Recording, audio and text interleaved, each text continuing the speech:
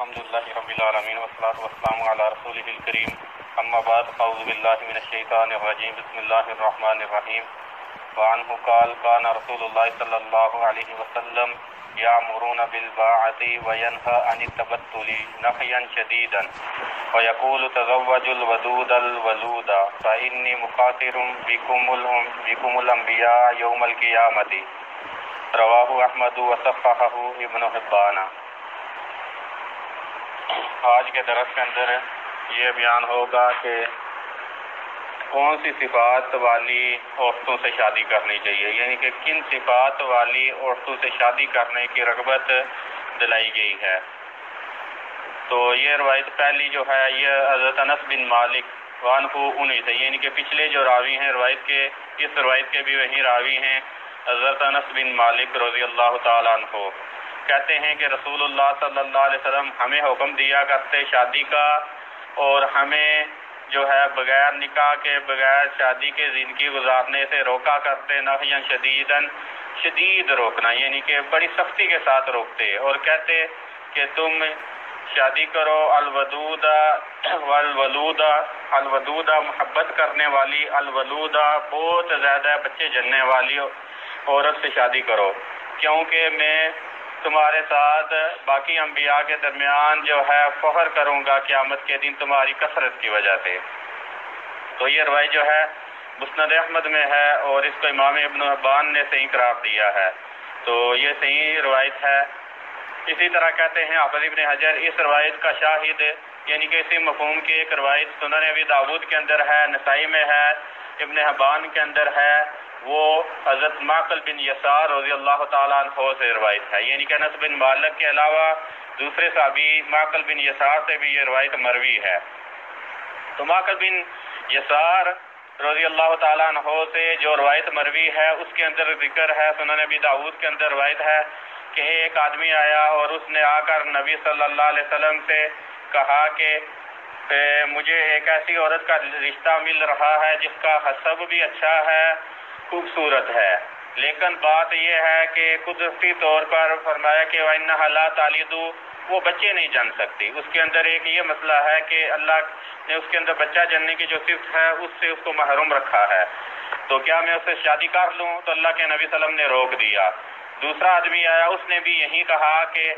یہ ایک عورت ایسی ہے حسب و جمال والی ہے لیکن بچے نہیں جن سکتی، اس کے ساتھ شادی کر لوں؟ تو نبی صلی اللہ علیہ وسلم نے روک دیا۔ تیسرا آیا تو تیسرے کو یہ نبی صلی اللہ علیہ وسلم نے فرمایا تزوج الودود الولود،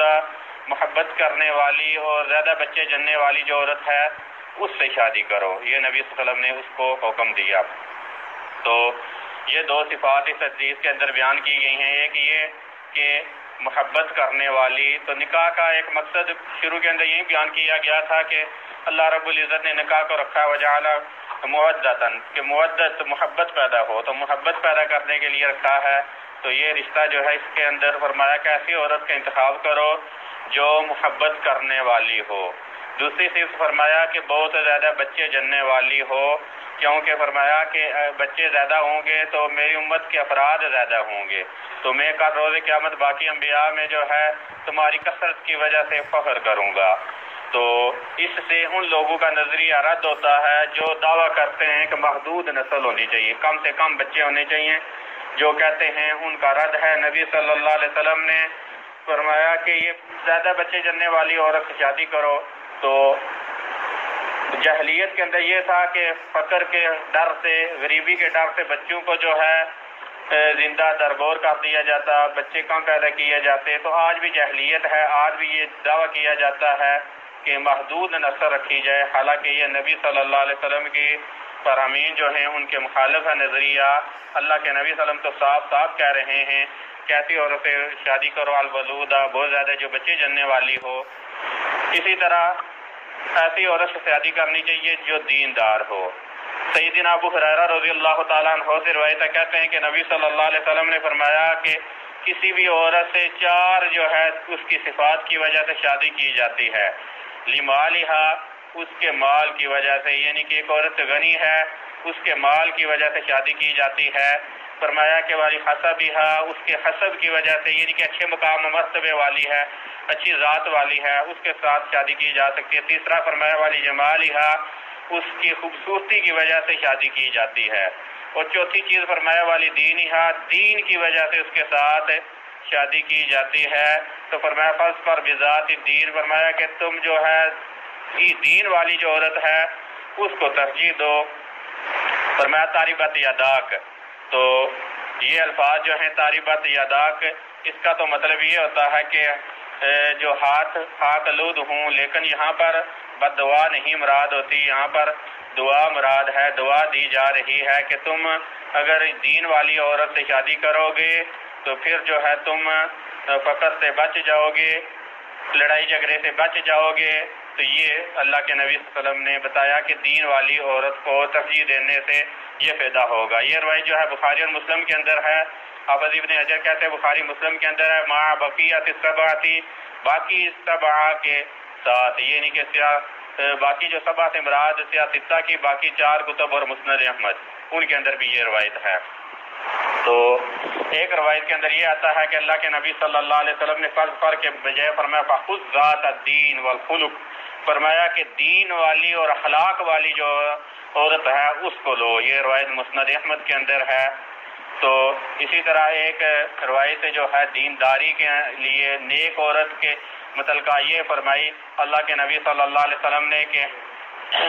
اونٹوں پر سوار ہونے والی جو عورتیں ہیں ان میں سے قریش کی نیک صالح عورتیں بہتر ہیں، جو فرمایا کہ بچے کے ساتھ زیادہ محبت کرنے والی ہیں اور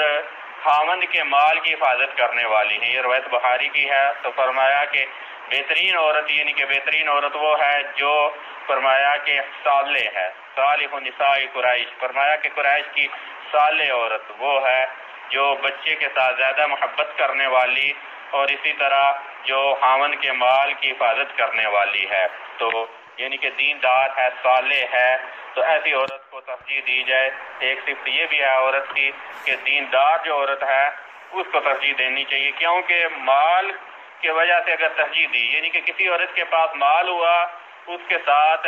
شادی کر لی، تو اس کے اندر تکبر آئے گا اور وہ مال اپنے خاوند کے اوپر بھی صرف کرے گی، دے گی خاوند کو، تو احسانات ہوں گے خاوند کے اوپر، خاوند کے اوپر عورت کے احسانات ہوں گے، تو پھر اس کے اندر نافرمانی کا جذبہ ہوگا، فرما برداری نہیں کرے گی، نافرمانی کے اوپر وہ جو ہے اسے ابارے گا مال۔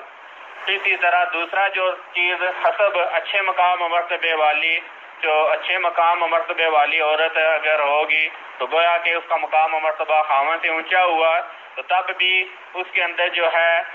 ایک نافرمانی والی صفت پائی جائے گی، تو لہذا ایسی کی عورت سے بھی شادی کرنے سے روکا۔ فرمایا کہ خوبصورت عورت ہوگی تو خوبصورتی کی وجہ، خوبصورت بھی ایک شر ہے، خوبصورتی بھی ایک شر ہے، تو ایک